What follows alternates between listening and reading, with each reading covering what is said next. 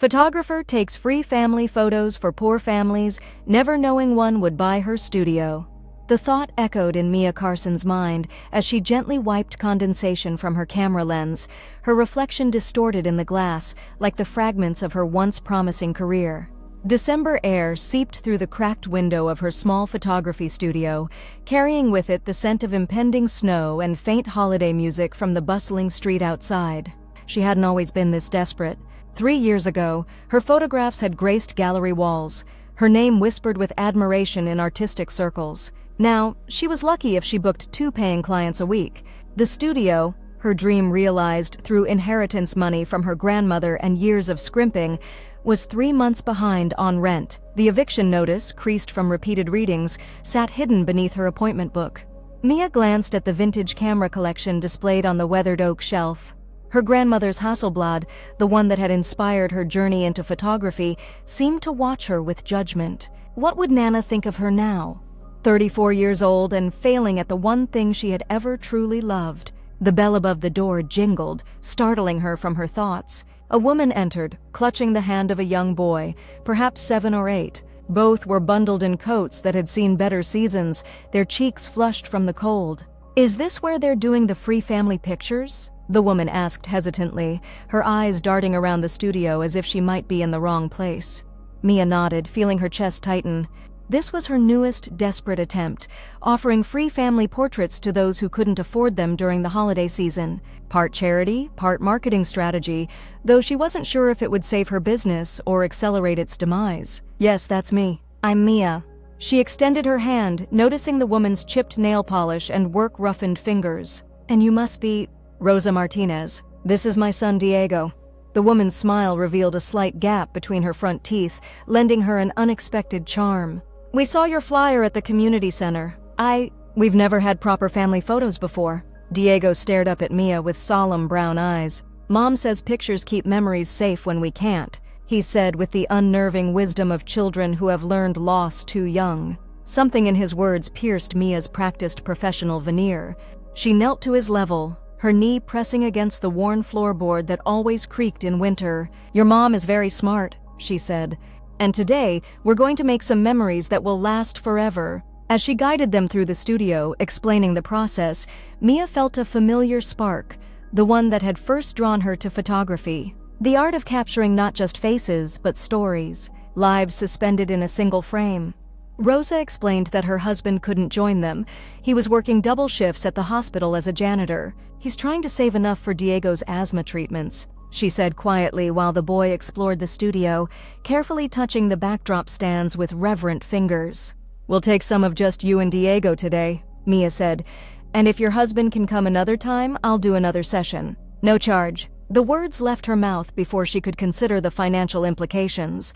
Something about this small family, their dignity amid obvious struggle, the boy's watchful eyes, the mother's protective stance, reminded Mia of her own childhood.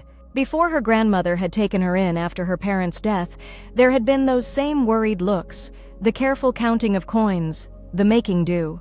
As she positioned them against the simple gray backdrop, Mia saw Rosa stiffen with self-consciousness. "I'm not very photogenic," the woman apologized, trying to smooth her department store uniform skirt. "Everyone is photogenic when they're thinking about something they love," Mia replied, an old lesson from her grandmother. "Close your eyes for a moment. Think about a perfect day with Diego. Hold that feeling." When Rosa opened her eyes, the transformation was subtle but unmistakable. The worried lines around her mouth had softened. She looked younger, unburdened. Mia worked quickly, professionally, but with growing emotional investment. She coaxed genuine smiles from Diego by sharing silly photographer stories. She captured Rosa's loving gaze as she watched her son laugh, and in between shots, she learned fragments of their story. Rosa's journey from Mexico as a teenager, her dreams of owning a small restaurant someday, Diego's talent for drawing and his struggles with asthma that kept him from playing sports like the other kids.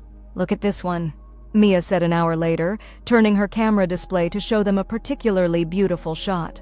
Diego was looking up at his mother, while Rosa's profile was lit with soft window light, her expression a complex blend of pride and tender worry. Rosa's eyes filled with tears. "I've never seen us like this before," she whispered.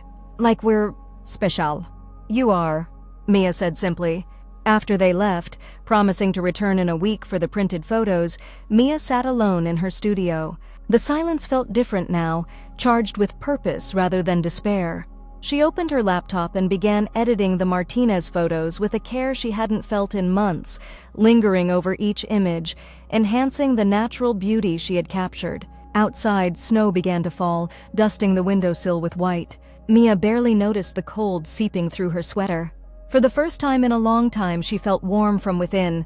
The Free Family Portrait Initiative brought more families to Mia's studio over the next few weeks. Each had their story: single mothers, grandparents raising grandchildren, immigrants saving every penny for a better future. Mia photographed them all, finding herself emotionally invested in a way she hadn't anticipated. But it was the Martinez family that kept returning to her thoughts. She had printed their photos on her highest quality paper, even framing one as a surprise gift, an expense she couldn't really afford. When Rosa and Diego returned to collect their photos, they brought homemade tamales wrapped in foil. "My grandmother's recipe," Rosa explained shyly. "It's not much, but it's perfect," Mia said, the scent of corn and spices filling the studio. She watched as they unwrapped the photo package, Diego's gasp of delight warming her more than the heating system ever could.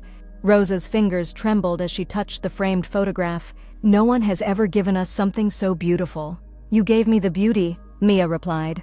"I just captured it." After they left, clutching their photos like treasures, Mia sat at her desk, calculating figures that refused to add up favorably.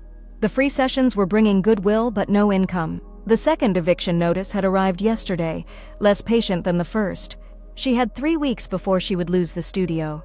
That night, in her small apartment above a noisy convenience store, Mia sorted through years of work. Commercial photo shoots that had paid the bills but left her creatively empty. Artistic pieces that had won minor recognition but generated few sales. And now, these family portraits. Technically simple, but somehow more alive than anything she'd shot in years. An idea began to form, tenuous as morning mist. Perhaps there was a way to save her studio and her soul at the same time. The next day, Mia began transforming her business model. She created a sliding-scale payment system for family portraits. Those who could afford full price would subsidize those who couldn't. She reached out to local art teachers, offering to photograph their students' work for portfolios at nominal fees. She contacted the community center where she'd posted her original flyer, proposing photography classes for teenagers. Each step felt like walking on ice that might crack, but each step also felt right in a way her work hadn't for years.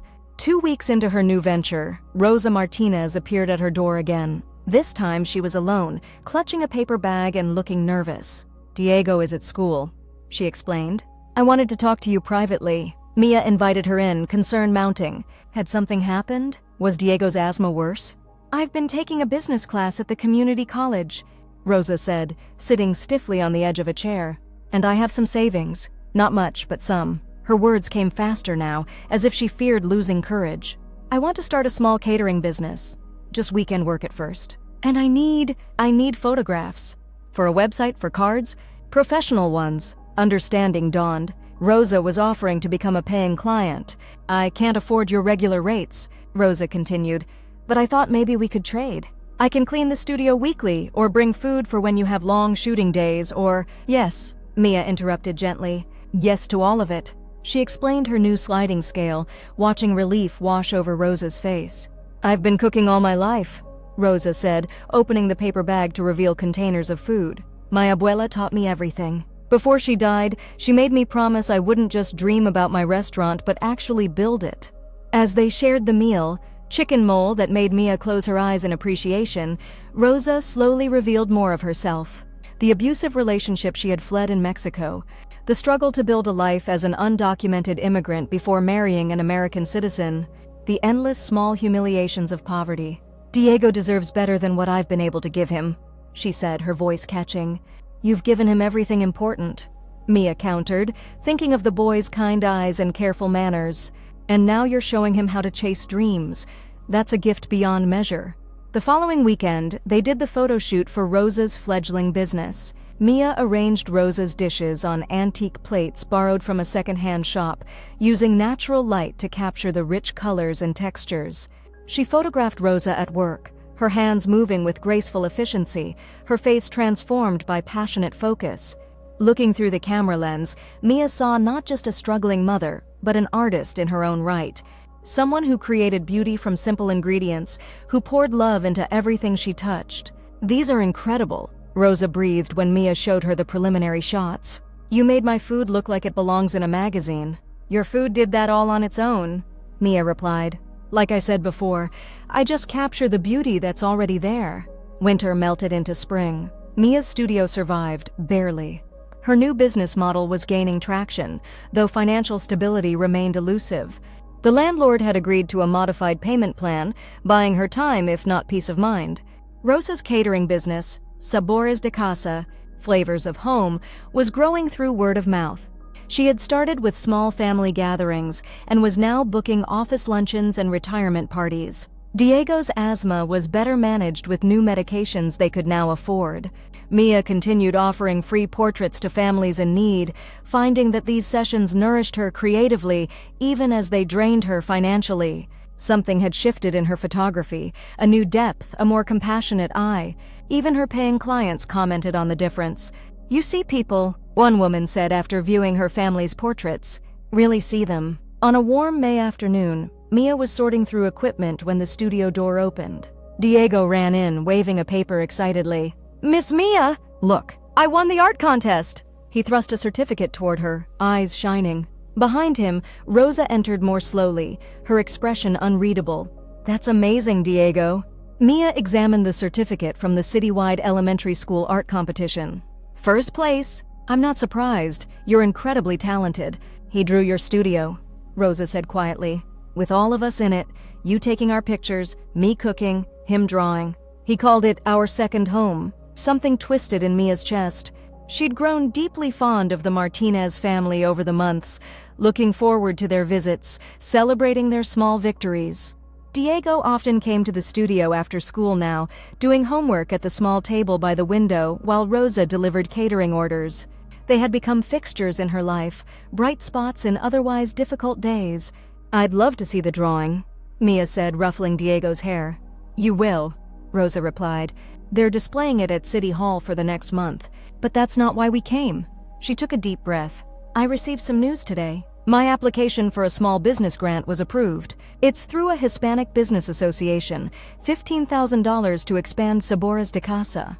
"Rosa, that's wonderful!" Mia hugged her impulsively, genuinely thrilled. "There's more." Rosa's voice trembled slightly. "I've been offered a permanent spot in the new marketplace they're opening downtown. A real food stall, Mia. Not just catering, but a place where people can come eat my food every day." Mia felt a bittersweet pang. Success for Rosa might mean seeing less of her and Diego. "I'm so proud of you," she said, meaning it despite the selfish twinge of loss. "But I'm scared," Rosa admitted. "It's a big step. More expenses, more risk." She glanced at Diego, who had wandered off to examine Mia's newest backdrop. "I need a business partner, someone I trust. Someone with an eye for beauty and a head for business." Mia blinked, unsure where this was heading. "Your photos are what got me noticed," Rosa continued. "The website you designed for me, the beautiful cards. When people see my food through your eyes, they want to taste it immediately." She swallowed hard. "I want to buy half your studio, Mia. Convert part of it into a test kitchen and office for Sabores de Casa. Keep the photography business running too. They complement each other. Food and images, memories and tastes." Shock rendered Mia momentarily speechless. "But how? The grant money should go into your restaurant, not just the grant," Rosa interrupted. "I've been saving every extra penny. And there's something else I never told you." She looked down, seeming almost embarrassed. "My husband, Carlos, he's not just a janitor at the hospital. He's in his final year of medical residency. He works as a janitor on weekends for extra money." Mia stared at her, trying to process this revelation. "We've lived simply because of medical school debt and helping family back in Mexico," Rosa explained. "But things are changing. Carlos will be a full doctor by summer's end. The truth is, we can afford to invest in this business. In our future. In your future." "But why?" Mia asked, bewildered.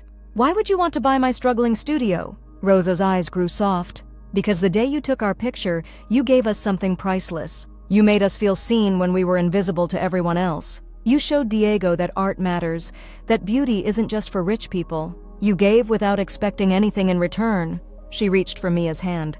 "And now we want to give back. Not charity, partnership. Your eye, my flavors. Your space, my energy." Tears blurred Mia's vision. She thought of her grandmother, who had taught her that a camera was not just a tool, but a way of honoring life's precious moments, who had believed in her when no one else did. "I don't know what to say," she whispered. "Say yes," Diego called from across the room, clearly having eavesdropped on the entire conversation. "Then we can be here all the time." Laughter broke through Mia's tears. "Well, when you put it that way..." The transformation of the studio happened gradually over the summer months. The rear portion became Rosa's test kitchen, filled with delicious aromas and colorful cooking implements. The front remained Mia's photography space, though now it featured large prints of Rosa's most beautiful dishes alongside the family portraits that had become Mia's specialty. They called the joint venture Captured Moments, Lasting Flavors, a place where people could commission family portraits and order catering for their special events, where food photography workshops were held monthly, where Diego set up a small corner to sell his drawings, saving for college though it was years away. Mia still offered free portraits to families in need. Rosa still provided meals to those who couldn't afford them. Together, they created a business model that balanced profit with purpose, commerce with compassion. On the evening of their grand reopening, Mia stood in the doorway watching guests mingle in the transformed space. Local business owners, families from the community center, art students, and hospital colleagues of Carlos filled the studio with laughter and conversation. Rosa appeared beside her, offering a glass of sparkling cider. "What are you thinking?" she asked. Mia considered the question, taking in the scene before her. Diego was showing his artwork to an elderly couple. Carlos, now in his doctor's coat after finishing his shift, was explaining the health benefits of traditional Mexican cooking to interested listeners. The walls displayed Mia's photographs, family portraits and food images intermingled, all capturing moments of genuine connection and joy. "I'm thinking about how we never know which small act of kindness might change everything," Mia replied. "How sometimes the people we try to help end up saving us instead." Rosa nodded, understanding in her eyes. "In my country, there's a saying, hoy por ti, mañana por mí. Today for you, tomorrow for me. This is how the world should work." Mia raised her glass in agreement. "To unexpected partnerships and found family," Rosa added softly. As twilight deepened outside the windows, Mia's studio, their studio now, glowed with warmth and possibility. The old Hasselblad on the shelf seemed to gleam with approval in the gentle light. For the first time in years, Mia felt her grandmother's presence not as judgment, but as blessing. She had set out to offer free photographs to families in need, never knowing one would eventually buy her studio. But what they had created together was worth far more than property or profit. It was a place where art and nourishment intertwined, where kindness compounded like interest, where seeing and being seen became acts of mutual transformation. Mia raised her camera to capture the moment, not as a professional obligation but as a woman documenting a miracle. Click. The shutter preserved this fragment of time, a small sound in a noisy world. The sound of one story ending and another beginning.